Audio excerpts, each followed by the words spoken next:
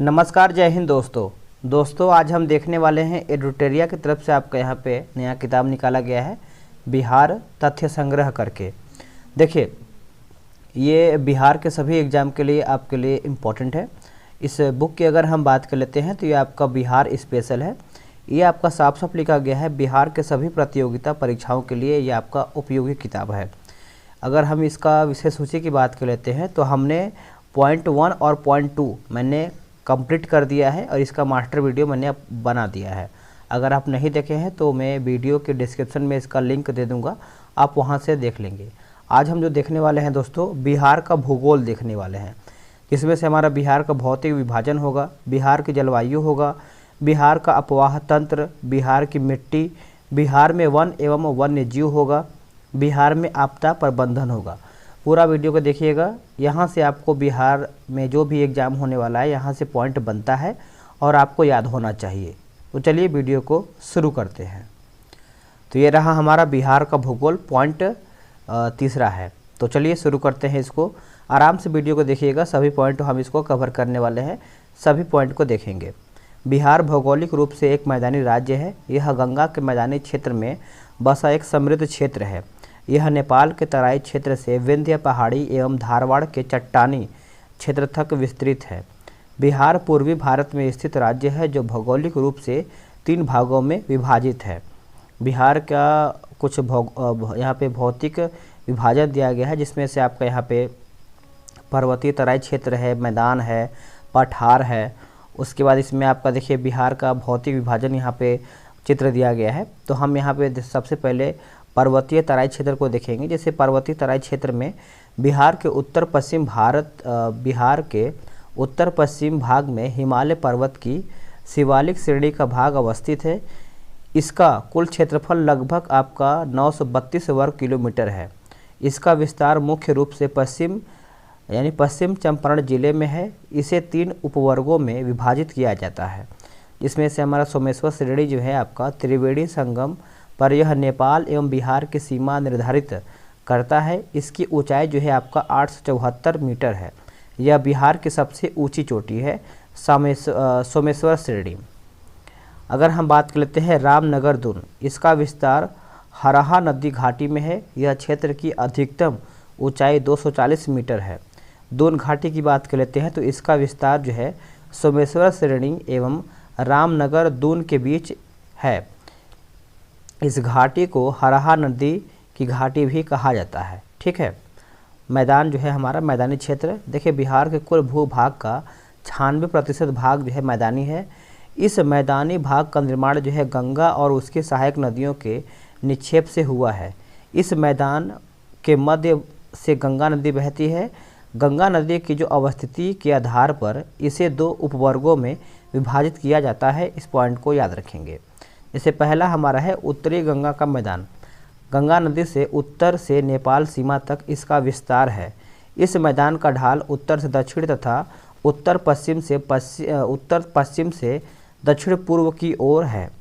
इस मैदानी भाग को 3 दोआबों में बांटा जाता है। दोआब से तात्पर्य है 2 नदियों के बीच की भूमि या मैदान। ये सभी दोआब जो है क्षेत्र अपने जलोढ़ मृदा एवं उर्वरता के लिए जो है प्रसिद्ध है। इसमें से घाघरा गंडक दोआब, गंडक कोसी दोआब, कोसी महानंदा दोआब हो जाएगा। दूसरा हमारा पॉइंट है कि दक्षिण गंगा का मैदान। गंगा नदी से दक्षिण और दक्षिण के पहाड़ी क्षेत्र के मध्य दक्षिण गंगा का मैदान अवस्थित है। उत्तरी गंगा मैदान की तुलना में इसका आकार जो है छोटा है। इसका निर्माण गंगा के अतिरिक्त पठारी नदियों के निक्षेप से हुआ है। इस क्षेत्र को 3 उपवर्गों में बांटा जाता है, जिसमें से गंगा सोन दोआब, मगध का मैदान, अंग का मैदान यहाँ पे हो जाएगा। आगे हमारा पठार दिया गया है। जैसे पठार बिहार की दक्षिणी सीमा पर पठार एवं पहाड़ी क्षेत्र है जो झारखंड से सीमा साझा करते हैं। दक्षिण में स्थित पठारी क्षेत्र में 2 क्रम की चट्टानें जो हैं अवस्थित है। इसमें से धारवाड़ चट्टानें मुंगेर, जमुई, नवादा, गया आदि में है। विंध्य चट्टाने की बात कर लेते हैं तो कैमूर, रोहतास में है। ठीक है। अन्य प्रमुख तथ्य, जिसमें से बिहार के उत्तरी गंगा के मैदान में प्राकृतिक रूप से जलमग्न निम्न भूमि क्षेत्र को चौर या मन कहा जाता है। गंगा के मैदानी बाढ़ क्षेत्र में बनने वाले विशेष आकृति क्षेत्र को दियारा प्रदेश जो है दियारा प्रदेश जो है कहा जाता है। उत्तरी गंगा मैदान में कई मनचौर गोखुर झीलों के रूप में भी पाए जाते हैं। दक्षिणी गंगा मैदान में तटबंध से लगे दक्षिण की ओर गहराई वाले क्षेत्र को टाल कहा जाता है। टाल। उत्तरी गंगा का मैदान बाढ़ की विभीषिका के लिए प्रसिद्ध है। विभीषिका के लिए प्रसिद्ध है। इसमें देखिए आपका यहाँ पे प्रकार दिया गया है निर्माण काल, क्षेत्र और विशेषता। जैसे अगर हम धारवाड़ की बात कर लेते हैं तो प्री कैम्ब्रियन काल में आपका हुआ है। क्षेत्र आपका मुंगेर, जमुई, नवादा, गया, राजगीर आदि हो जाएगा। विशेषता जैसे बिहार में सबसे प्राचीन पहाड़ी क्षेत्र है। विंध्य की बात कर लेते हैं तो प्री कैम्ब्रियन हो जाएगा। कैमूर, रोहतास हो जाएगा इसका क्षेत्र। और विशेषता में दूसरा प्राचीन पहाड़ी क्षेत्र है। सीमेंट उद्योग चूना पत्थर के लिए प्रसिद्ध है। आगे हमारा है टर्शियरी। जैसे प्लीस्टोसिन की बात कर लेते हैं तो क्षेत्र हमारा यहाँ पे पश्चिमी चंपारण और विशेषता सोमेश्वर पहाड़ी क्षेत्र यानी सोमेश्वर पहाड़ी स्थित क्षेत्र हो जाएगा। सबसे नवीन पहाड़ी क्षेत्र भी यही है। आगे है कि क्वार्टनरी, प्लीस्टोसिन एवं होलोसिन गंगा का मैदान क्षेत्र है। जिसे बिहार का अधिकांश भाग मैदानी है। कृषि के लिए सबसे उपयुक्त यही माना जाता है। बिहार की जलवायु देख लेते हैं। देखिए किसी क्षेत्र के दीर्घकालिक मौसम की औसत दशाओं को जलवायु कहते हैं। बिहार की जलवायु उपोष्ण कटिबंधीय मानसूनी जलवायु है। किसी क्षेत्र की जलवायु विभिन्न कारकों से प्रभावित होती है। बिहार में जलवायु को प्रभावित निर्धारित करने वाले प्रमुख कारण जो है निम्नलिखित हैं। इसमें से अक्षांशीय दिया गया है। अक्षांशीय स्थिति उस उपोष्ण क्षेत्र हो जाएगा। बंगाल की खाड़ी से दूरी, मानसून का प्रभाव और उत्तर में हिमालय पर्वत की उपस्थिति उच्चावत हो जाएगा। देखते हैं बिहार के उत्तरी भाग एवं दक्षिणी भाग के भौगोलिक दशाओं में अंतर के कारण जो है विभिन्न भूगोलवेत्ताओं ने बिहार की जलवायु का अलग अलग प्रकार से वर्गीकरण जो है किया है। आगे हमारा है जैसे जलवायु की बात कर लेते हैं तो कोपेन क्षेत्र हमारा हो जाएगा उत्तरी बिहार और दक्षिणी बिहार। संकेत आपका है CWG और AW हो जाएगा दक्षिणी बिहार का। और त्रिवार्था की बात कर लेते हैं तो उत्तरी बिहार का होगा CAW संकेत और दक्षिणी बिहार का हो जाएगा AW। ठीक है। वही अगर हम बात कर लेते हैं थारनवेट का तो उत्तरी पश्चिमी संकीर्ण क्षेत्र का आपका CBW हो जाएगा। शेष बिहार का आपका यहाँ पे CAW हो जाएगा। आगे है कि बिहार में सामान्यतः 3 ऋतुएं होती हैं जिसमें से ग्रीष्म ऋतु जब सूर्य के उत्तरायण की स्थिति होती है तब तापमान में वृद्धि से वायु दाब में कमी आने लगती है। यह मार्च से मध्य जून की स्थिति होती है। इस मौसम में पश्चिमी और मध्य बिहार में गर्म हवाएं चलती हैं जिन्हें लू कहा जाता है। क्या कहते हैं? लू। इस मौसम में तापमान 32 डिग्री सेल्सियस होता है। सबसे गर्म स्थान गया 47 डिग्री सेल्सियस होता है। मानसून आने के पूर्व बिहार में बंगाल की खाड़ी से आने वाले उष्णकटिबंधीय चक्रवातों के कारण जो है वर्षा होती है जिसे नॉर्थवेस्टर या काल वैशाखी कहते हैं। वर्षा ऋतु देखिए जून मध्य से अक्टूबर मध्य के बीच के समय को बिहार में वर्षा ऋतु के रूप में जाना जाता है। बिहार में मानसून का प्रवेश मध्य जून में होता है। बिहार में जुलाई एवं अगस्त में अधिक वर्षा होती है। बिहार में औसत वर्षा 112 सेंटीमीटर होती है। यहाँ सर्वाधिक वर्षा जो है किशनगंज 205 सेंटीमीटर जिले में तथा सबसे कम वर्षा जो है औरंगाबाद 101 सेंटीमीटर जिले में होती है। आगे हमारा पॉइंट क्या है? आगे देखिए बोला है कि बिहार में दक्षिण पश्चिमी मानसून की बंगाल की खाड़ी की शाखा से सर्वाधिक वर्षा होती है। बिहार में उत्तरी भाग अधिक वर्षा प्राप्त करता है जिसके कारण जो है उत्तरी बिहार बाढ़ से तथा दक्षिणी बिहार का कुछ भाग जो है सूखा से प्रभावित होता है। शीत ऋतु देखिए इसका काल जो है मध्य अक्टूबर से फरवरी माह तक होता है। मानसून लौटने के साथ बिहार में शीत ऋतु जो है आरंभ हो जाती है। बिहार में दिसंबर एवं जनवरी माह सर्वाधिक ठंडक वाला होता है। सर्वाधिक ठंडा जिला जो है आपका गया है। कौन सा है? गया जिला। दिसंबर से जनवरी माह में भूमध्य सागर से आने वाले शीतोष्ण चक्रवात के कारण पश्चिमी एवं मध्य बिहार में हल्की वर्षा होती है। ये वर्षा जो है रबी फसल के लिए लाभदायक होती है। अत्यधिक ठंड बिहार में रबी फसल के लिए काफ़ी जो है लाभदायक होती है। बिहार में कृषि जलवायु क्षेत्र। देखिए, बिहार में कृषि की दशाओं एवं फसल वर्गीकरण के आधार पर कृषि जलवायु क्षेत्र को 3 वर्गों में विभाजित किया गया है। दक्षिण बिहार के तीसरे वर्ग को 2 उपवर्गों में विभाजित किया गया है। ठीक है, ये इसका फिगर दिया गया है।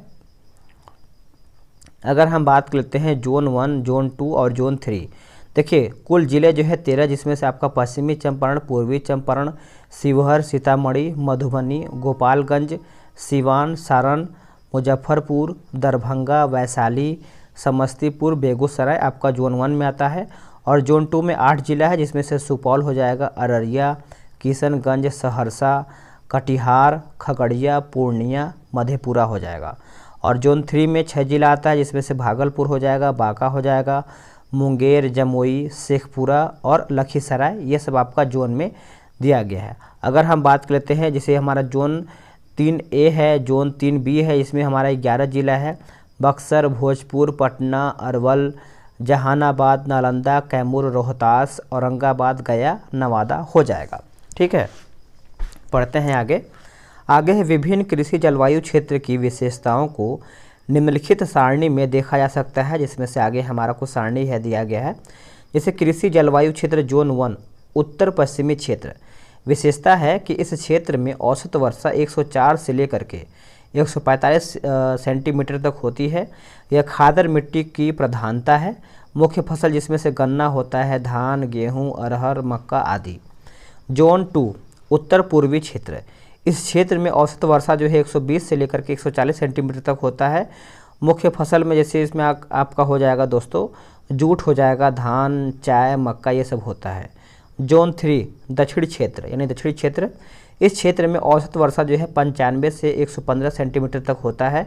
यह बांगर मिट्टी की प्रधानता है। मुख्य फसल जिसमें से गेहूँ हो जाएगा, दाल हो जाएगा, अरहर, चना आदि ये सब को देखने को मिलता है। बिहार की अपवाह तंत्र देख लेते हैं। देखिए, बिहार की नदियाँ। बिहार अपवाह तंत्र के दृष्टि से एक समृद्ध राज्य है। यहाँ नदियों एवं उनकी सहायक नदियों का विस्तृत जाल है। अपवाह तंत्र के आधार पर बिहार की नदियों को 2 वर्गों में विभाजित किया जाता है, जिसमें से हमारा यहाँ पे दिया गया कि हिमालयी नदियाँ और पठारी नदियाँ, जिसमें से ये सदा नीरा वर्ष भर जल प्रभाव वाली नदियाँ होती है हिमालयी, और पठारी ये ये वर्षा आधारित नदियाँ हैं। ये उत्तर से दक्षिण की ओर प्रभावित होती हैं, ये दक्षिण से उत्तर की ओर प्रभावित होती हैं। ठीक है, ये नदियाँ जो है पूर्ववर्ती होती हैं और ये नदियाँ जो है अनुवर्ती होती हैं। ये नदियाँ जो है बड़े बड़े डेल्टा बनाती हैं और ये नदियाँ जो है दोस्तों छोटे छोटे या फिर छोटे डेल्टा बनाती हैं। ये नदियाँ बाल्य अवस्था में हैं, जो हिमालयी नदियाँ हैं, और ये नदियाँ जो है आपके पौड़ अवस्था में हैं। और यानी ये आपका बाल्य अवस्था मतलब एक तरीके से यंग है, और ये आपका मतलब एक तरीके से बूढ़ा मान सकते हैं आप। ठीक है, ये मार्ग परिवर्तन एवं गोखुर झील बनाने वाली नदियां हैं। ये सीधी गमन करने वाली नदियां हैं। और आगे कुछ हमारा पॉइंट है, जैसे अत्यधिक जल ग्रहण के कारण जो है बाढ़ का कारण बन सकता है। ये बाढ़ यानी बाढ़ की कम संभावना इसमें होती है। जैसे आप देखेंगे जो यंग होता है उसमें एक तरीके से पावर अधिक होता है, और जो बूढ़ा होता है उसमें आपका यहाँ पे पावर कम होता है। बस यही कहने का मतलब है। इसमें गंगा, गंडक, कोसी, महानदी, बागमती आते हैं, और इसमें आपका सोन, पुनपुन, फल्गु, अजय आदि ये सब देखने को मिलता है। आगे है जिसमें हमारा नदी का दिया गया है। नदी, उद्गम, संगम या मुहाना बिहार की लंबाई में दिया गया है। जैसे बिहार में लंबाई कितना है। जैसे गंगा की बात कर लेते हैं तो गंगोत्री उत्तराखंड इसका उद्गम है। मुहाना या फिर संगम बोलेंगे तो बंगाल की खाड़ी 445 किलोमीटर। घाघरा तिब्बत हो जाएगा। गंगा सारण हो जाएगा 83 किलोमीटर। गंडक की बात कर लेते हैं तो ये हमारा उद्गम नेपाल से निकलता है, और गंगा सोनपुर और 260 किलोमीटर हो जाएगा। ठीक है, बूढ़ी गंडक सोमेश्वर पहाड़ी, गंगा खगड़िया 320 किलोमीटर। बागमती महाभारत श्रेणी नेपाल कोसी 394 किलोमीटर।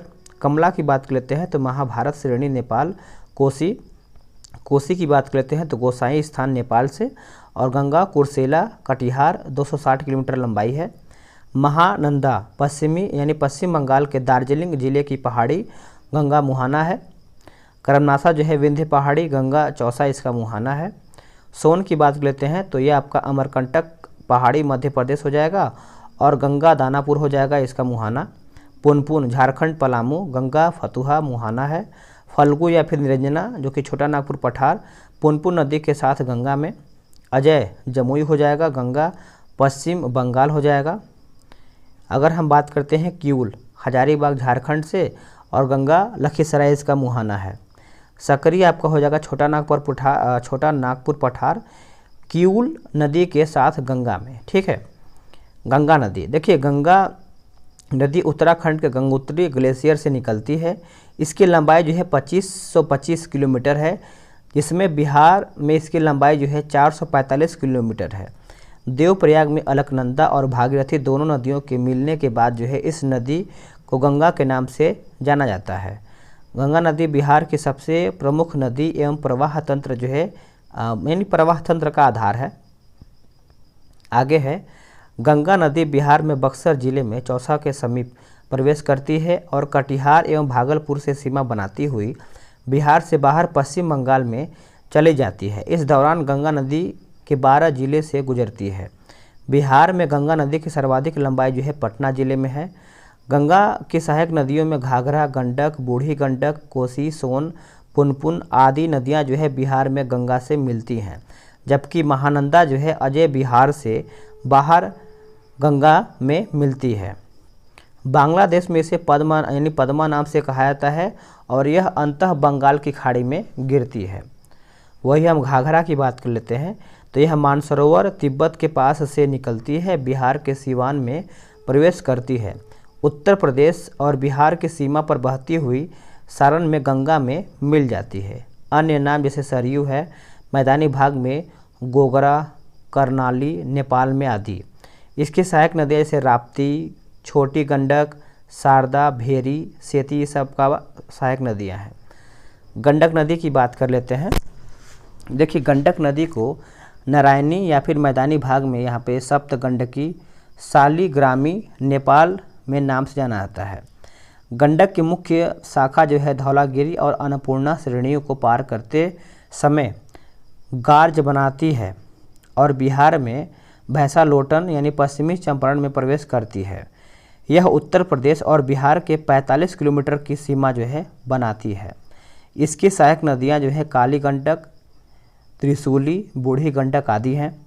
इसमें मिलने वाले गोल गोल काले पत्थरों को शालिग्राम जो है कहा जाता है। आगे है बूढ़ी गंडक। देखिए सोमेश्वर श्रेणी के पश्चिमी भाग से निकलकर पश्चिमी चंपारण, पूर्वी चंपारण, मुजफ्फरपुर, समस्तीपुर, बेगूसराय जिले में बहते हुए अंत में खगड़िया जिले में गंगा नदी में मिल जाती है। इसका अन्य नाम है जैसे सिकरहना उत्तरी भाग में है। इसका सहायक नदी जो है आपका मसान, बालोर, तिऊर और धनौती इसका उपनाम है। बागमती की बात कर लेते हैं, तो यह नेपाल में हिमालय के महाभारत श्रेणी से निकलती है। यह बिहार में सीतामढ़ी जिले में प्रवेश करती है तथा अंत में गंगा नदी में विलीन हो जाती है। पहले यह बूढ़ी गंडक में मिलती थी, लेकिन अब यह जो है कमला नदी से मिल करके कोसी नदी में मिल जाती है। इसकी सहायक नदियाँ जिसमें आपका लाल बकिया हो जाएगा, लखनदेई, मनोहरा, अधवारा, विष्णुमती आदि ये सब देखने को मिलता है। नेपाल में इस नदी के तट को काठमांडू या फिर पशुपतिनाथ मंदिर स्थित है। कोसी नदी, देखिए यह नेपाल के उत्तर पूर्व में स्थित गोसाई स्थान से निकलती है। इसे नेपाल में सप्तकोशिकी कहा जाता है क्योंकि यह 7 धाराओं के मिलने से बनी है, ठीक है। कोसी नदी बिहार में सुपौल जिले में प्रवेश करती है तथा कुर्सेला में गंगा नदी में विलीन हो जाती है। कोसी नदी अपने मार्ग परिवर्तन एवं बाढ़ के लिए कुख्यात है, इसलिए इसे बिहार का शोक यानी बिहार का अभिशाप कहा जाता है।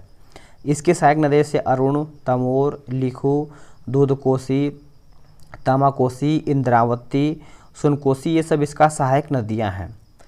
महानंदा नदी, यह पश्चिम बंगाल के दार्जिलिंग जिले की पहाड़ी से निकलकर किशनगंज, पूर्णिया और कटिहार होते हुए मालदा यानी पश्चिम बंगाल में गंगा नदी में मिलती है। यह उत्तर बिहार के सबसे पूर्वी नदी है। इसकी सहायक नदी जैसे आपका पेन्नौर, नागर, बालासर, मेची ये सब इसका सहायक नदी हैं। करमनासा नदी, देखिए इसकी उत्पत्ति जो है विंध्य पहाड़ी से होती है और यह बिहार एवं उत्तर प्रदेश की सीमा निर्धारित करती हुई चौसा यानी बक्सर में गंगा नदी से मिलती है। यह दक्षिण बिहार की सबसे पश्चिमी नदी है। करमनाशा नदी को अपवित्र नदी जो है माना जाता है। सोन नदी, देखिए सोन की बात कर लेते हैं तो यह मध्य प्रदेश के अमरकंटक पहाड़ी के मैकाल श्रेणी से निकलती है। यह रोहतास यानी बिहार एवं गढ़वा जिले झारखंड के बीच से बिहार में प्रवेश करती है। रोहतास तथा भोजपुर की पूर्वी सीमा बनाते हुए मनेर दानापुर में गंगा नदी से मिलती है। पॉइंट को नोट करते चलिएगा। यमुना के बाद गंगा की दूसरी सबसे दक्षिणी सहायक नदी है। इसकी प्रमुख सहायक नदियाँ जो है रिहंद, कन्हार और उत्तरी कोयल है। सोन नदी पर डेहरी बांध यानी रोहतास इंद्रपुरी बैराज, रोहतास बाणसागर बांध मध्य प्रदेश स्थित है। सोन नदी पर बने नहरों ने रोहतास भोजपुर के शुष्क मैदानी क्षेत्र को बिहार का मुख्य चावल उत्पादक क्षेत्र जो है बनाया है। पुनपुन नदी, देखिए झारखंड के पलामू जिले के छोटा नागपुर पठार से निकलती है तथा बिहार में औरंगाबाद जहानाबाद होते हुए फतुहा में गंगा नदी में मिल जाती है। इसकी प्रमुख सहायक नदियां जो है मोरहर, मादर, दरधा आदि है। यह दक्षिण बिहार की दूसरी प्रमुख नदी है, इसको भी आप याद रखेंगे। अब हम बात करते हैं फल्गु नदी के बारे में।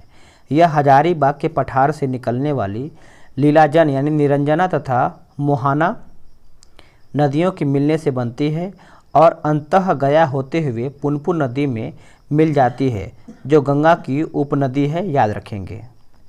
आगे हमारा है कि गया में फल्गु नदी के पास विष्णुपद मंदिर स्थित है, जहां पितृ पक्ष के दौरान लाखों की संख्या में हिंदू धर्म के तीर्थयात्री जो है आते हैं। फल्गु नदी पर भारत का सबसे बड़ा रबर डैम गयाजी डैम जो है बनाया गया है। फल्गु नदी किनारे ही गौतम बुद्ध को ज्ञान की प्राप्ति जो है हुई है। बिहार में नदियों के किनारे स्थित प्रमुख शहर के बारे में देख लेते हैं। जैसे शहर नदियाँ दिए, जैसे हमारा पटना के किनारे जो है गंगा नदी किनारे जो है एक तरीके से देखेंगे पटना शहर है। गंडक के किनारे सोनपुर, गंगा नदी किनारे मोकामा, बूढ़ी गंडक मुजफ्फरपुर, गंगा नदी मुंगेर हो जाएगा, गंगा नदी भागलपुर, गंगा नदी बक्सर, बूढ़ी गंडक खगड़िया, बूढ़ी गंडक समस्तीपुर, बागमती के किनारे आपका दरभंगा हो जाएगा। ठीक है, घाघरा नदी आपका छपरा, गंडक नदी हाजीपुर, फल्गु नदी गया, पुनपुन नदी और गंगा नदी आपका यहाँ पे फतुहा हो जाएगा। आगे है कि बिहार की नदी घाटी परियोजना। देखिए जल प्रबंधन के उद्देश्य से बिहार में 3 बहुउद्देशीय परियोजनाओं का निर्माण किया गया है। इन परियोजनाओं में बाढ़ नियंत्रण, सिंचाई प्रबंधन, जल संरक्षण, पर्यटन, परिवहन, ऊर्जा उत्पादन आदि को लक्षित किया गया है। इसमें से बिहार के बहुउद्देशीय परियोजना, इसमें से हमारा सोन नदी, गंडक नदी और कोसी नदी के बारे में यहाँ पे दिया गया है। जैसे सोन बहुउद्देशीय परियोजना, देखिए सोन नदी परियोजना का निर्माण जो है 1874 ईस्वी में डेहरी यानी रोहतास में किया गया था। यह बहुउद्देशीय नदी परियोजना बिहार की सबसे पुरानी एवं प्रथम नदी घाटी परियोजना है। डेहरी में बारून के पास सोन नदी पर बांध बनाकर 2 नहरें दोनों किनारे से निकाली गई हैं। ठीक है, पूर्वी सोन नहर जो है, इस नहर से औरंगाबाद, गया, जहानाबाद, अरवल पटना तक सिंचाई की जाती है।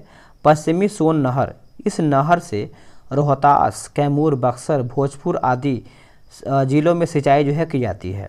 सोन नहर पर 2 जलविद्युत केंद्र जो है, डेहरी जलविद्युत केंद्र 6.6 मेगावाट तथा बारून जल विद्युत केंद्र जो है 3.3 मेगावाट स्थापित जो है किए गए हैं। गंडक बहुउद्देशीय परियोजना, देखिए गंडक परियोजना भारत एवं नेपाल की संयुक्त परियोजना है। इसका लाभ बिहार, उत्तर प्रदेश एवं नेपाल को मिलता है। गंडक परियोजना के लिए 1959 ईस्वी में नेपाल के साथ समझौता हुआ। इस परियोजना का कार्य जो है 1960 ईस्वी में प्रारंभ हुआ।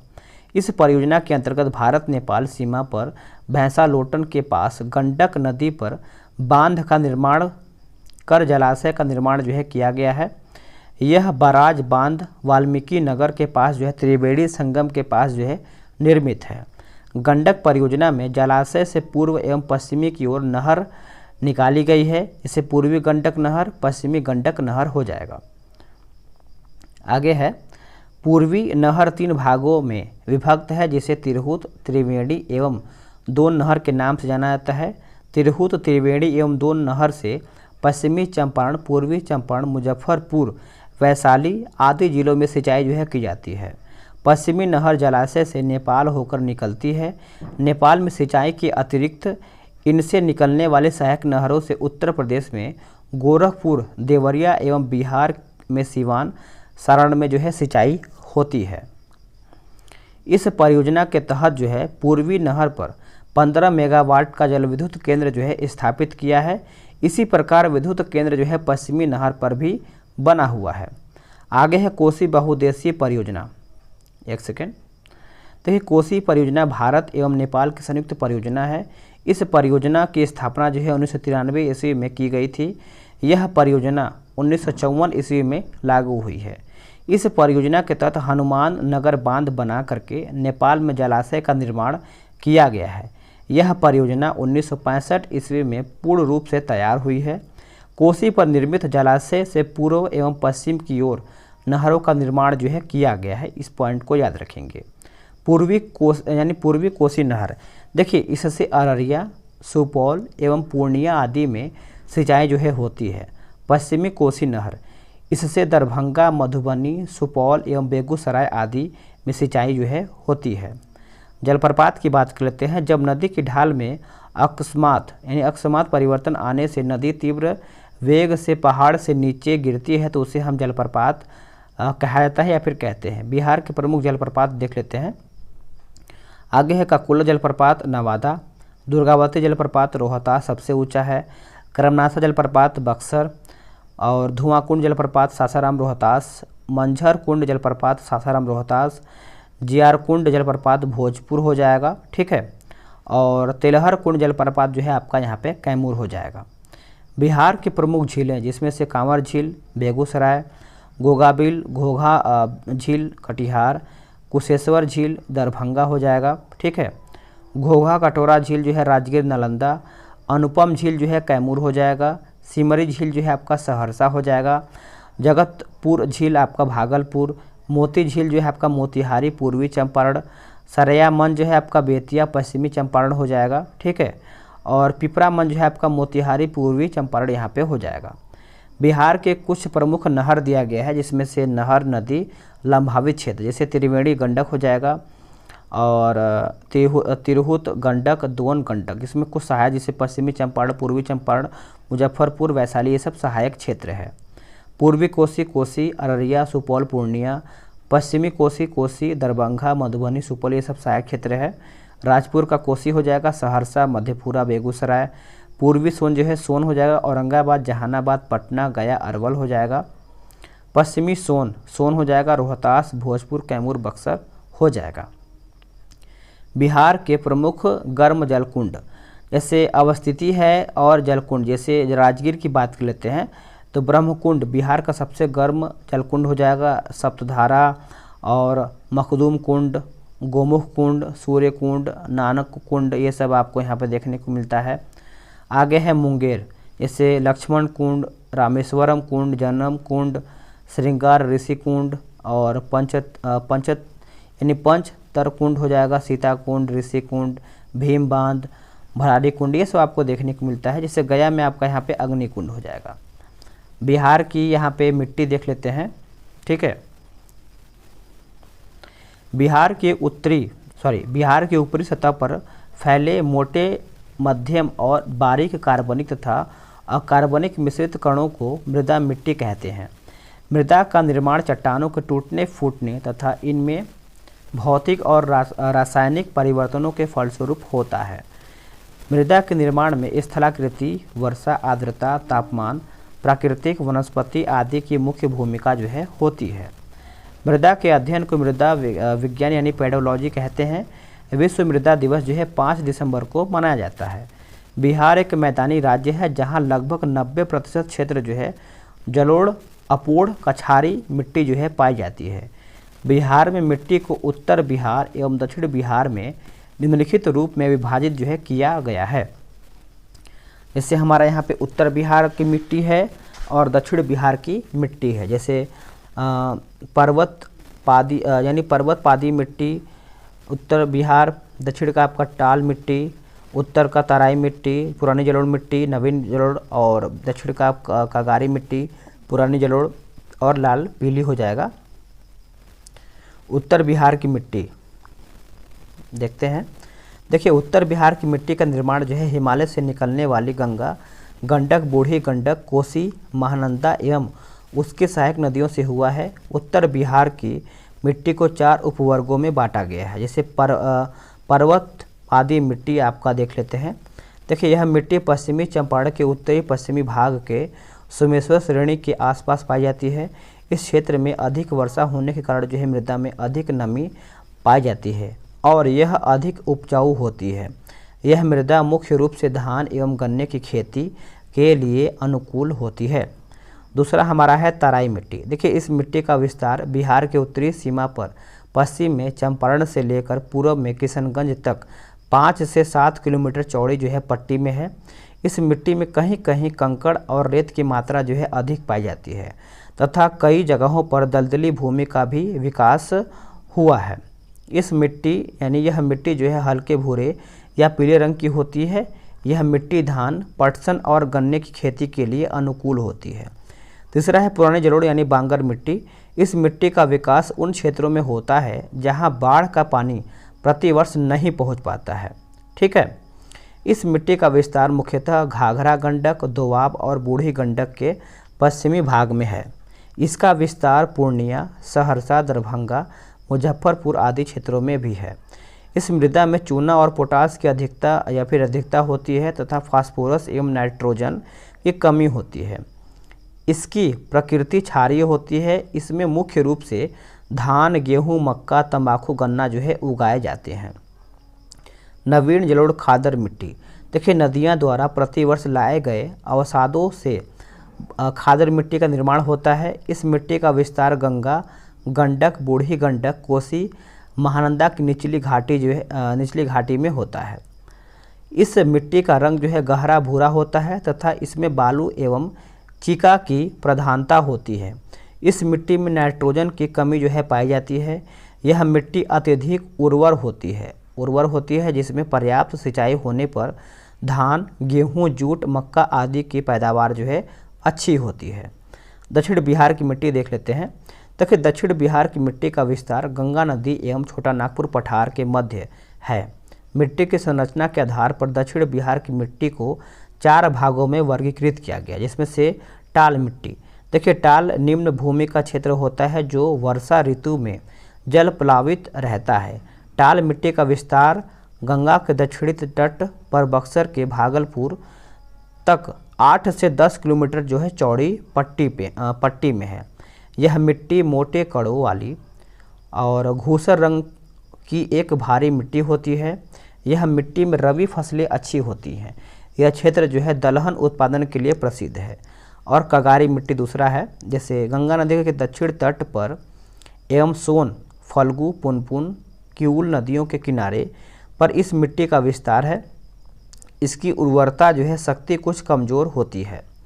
यह मिट्टी मोटे अनाज एवं सब्जी के उत्पादन के लिए जानी जाती है।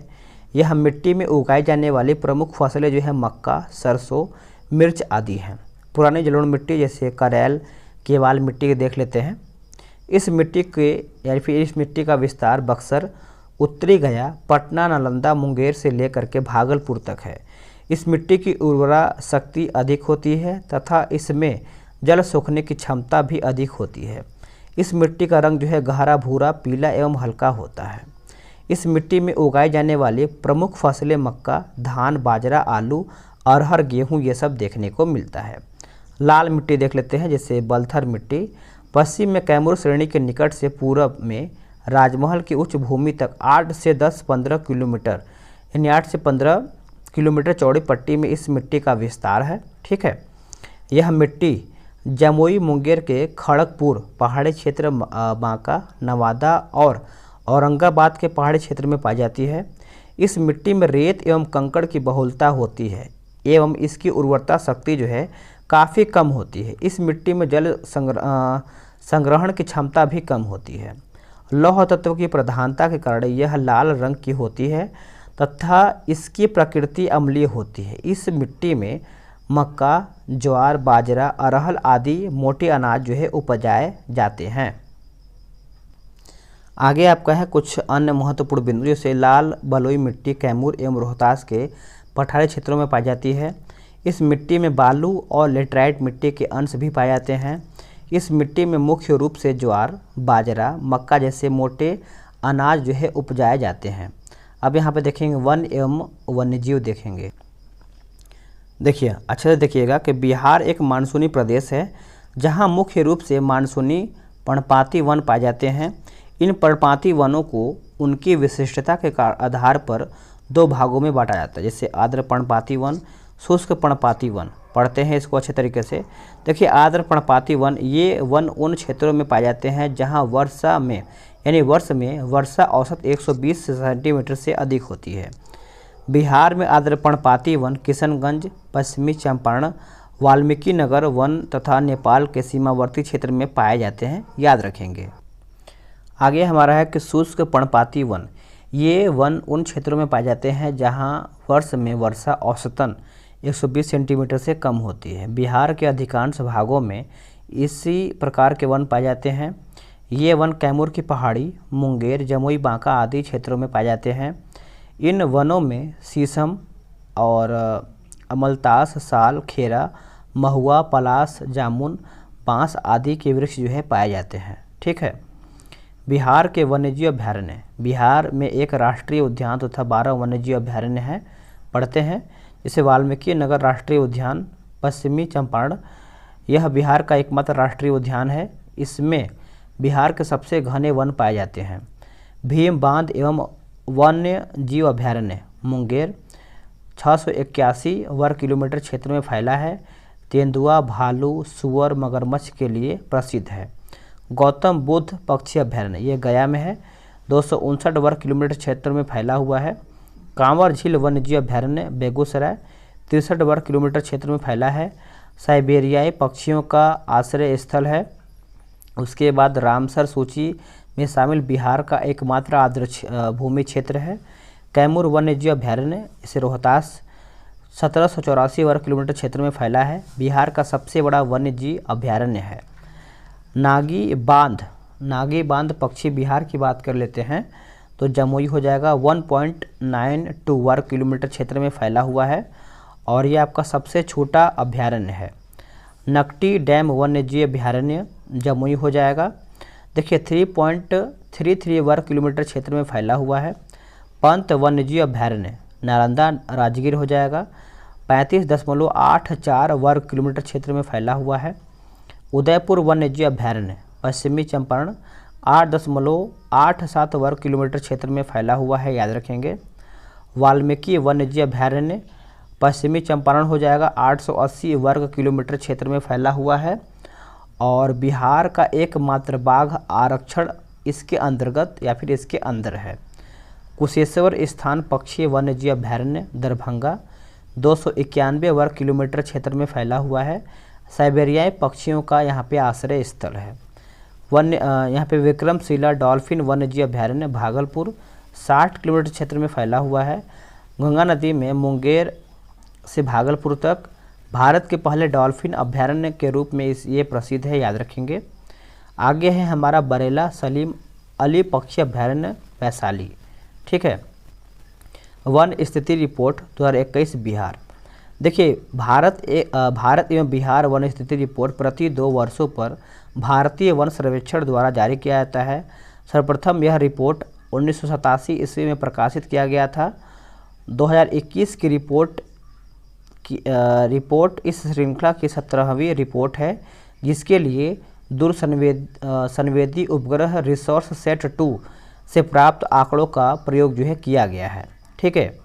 बिहार में वन आवरण वन स्थिति रिपोर्ट 2021 के अनुसार बिहार का वनावरण जो है 7380.79 वर्ग किलोमीटर है, जो राज्य के कुल भौगोलिक क्षेत्रफल का 7.84% है। 2019 रिपोर्ट के अनुसार या फिर तुलना में वनावरण में 75 वर्ग किलोमीटर की वृद्धि हुई है, जो लगभग 1.03% है। बिहार में वनावरण एवं वृक्षावरण वर्ग क्षेत्रफल प्रतिशत वृद्धि। वनावरण आपका यहाँ पे 73-81 वर्ग किलोमीटर, परसेंट की बात करते हैं 7.8%, वर्ग जो है आपका यहाँ यानी वृद्धि आपका 75 वर्ग किलोमीटर हो जाएगा। वृक्षावरण 23-41 वर्ग किलोमीटर 2.48%, 338 वर्ग किलोमीटर हो जाएगा। कुल आपका यहाँ पे 97-22 वर्ग किलोमीटर 10.30%, 413 वर्ग किलोमीटर हो जाएगा। जिलों में वनावरण क्षेत्रफल के अनुसार सबसे अधिक सबसे कम। जिला में कैमूर क्षेत्रफल में आपका 1051.56 वर्ग किलोमीटर, पश्चिमी चंपारण 903.34 वर्ग किलोमीटर, रोहतास में आपका 669.91 वर्ग किलोमीटर। सबसे कम में जिला में आपका शेखपुरा 1.19 वर्ग किलोमीटर, अरवल आपका 4.14 वर्ग किलोमीटर, जहानाबाद आपका 4.43 वर्ग किलोमीटर हो जाएगा। जिलों में वनावरण प्रतिशत के अनुसार सबसे अधिक और सबसे कम। कैमूर 31.56, जमुई 21.34, नवादा 20.72। जिला में सबसे कम शेखपुरा 0.17, बक्सर 0.35, सिवान आपका 0.35। आगे है बोला कि 2019 की तुलना में वनावरण में सर्वाधिक वृद्धि नुकसान वाले जिले, जिसमें से वनावरण में वृद्धि वनावरण को नुकसान, जिसमें बांका जो है आपका वृद्धि में 16.29 वर्ग किलोमीटर, जमुई 13.22 वर्ग किलोमीटर, गया 12.24 वर्ग किलोमीटर। जिसमें से वनावरण जो नुकसान है कैमूर माइनस में है 4.83 वर्ग किलोमीटर, सुपौल जो है आपका -4.46 वर्ग किलोमीटर, रोहतास जो है -2.32 वर्ग किलोमीटर हो जाएगा। अन्य बिंदु जैसे वाल्मीकि नगर टाइगर रिजर्व के 796.12 किलोमीटर स्क्वायर वन है, जो कुल टाइगर रिजर्व 928.80 वर्ग किलोमीटर का 85.71% है।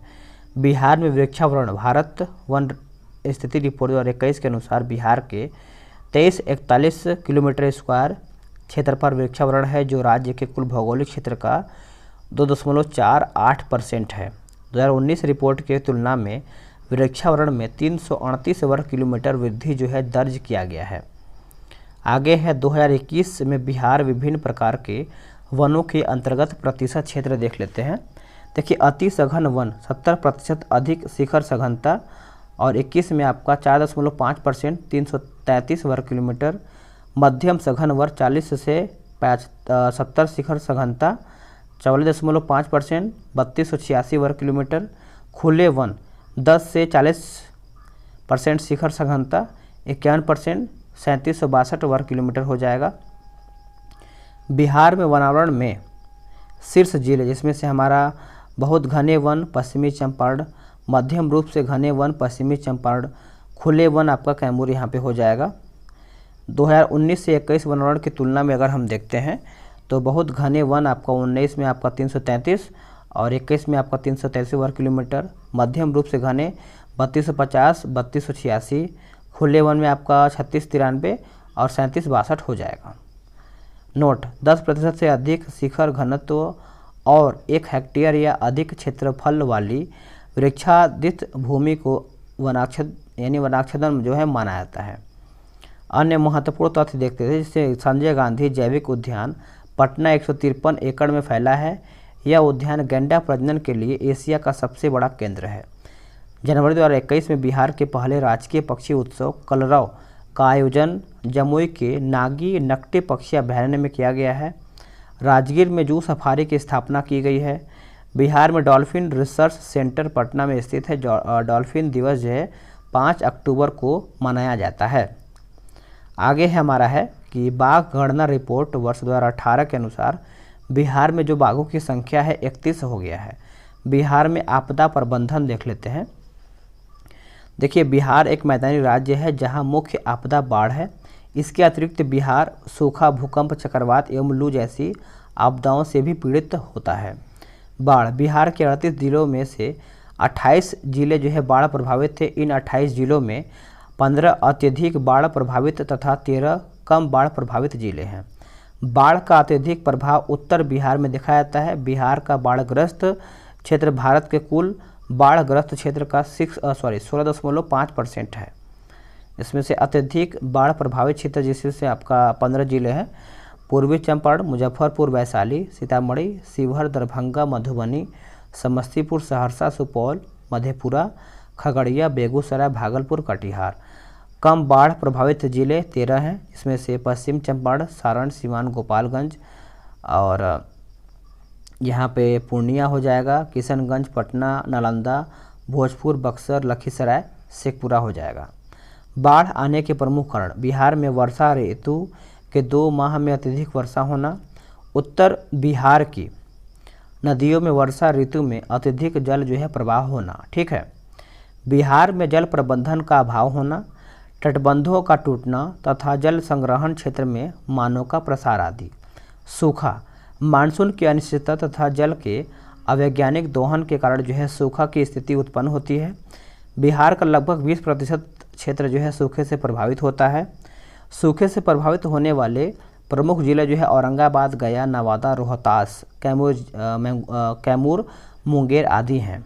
आगे है कि सूखा नियंत्रण के लिए आधुनिक सिंचाई पद्धति जैसे टपक सिंचाई, फव्वारा सिंचाई आदि का प्रयोग एवं नहर निर्माण का कार्य किया जाना आवश्यक है।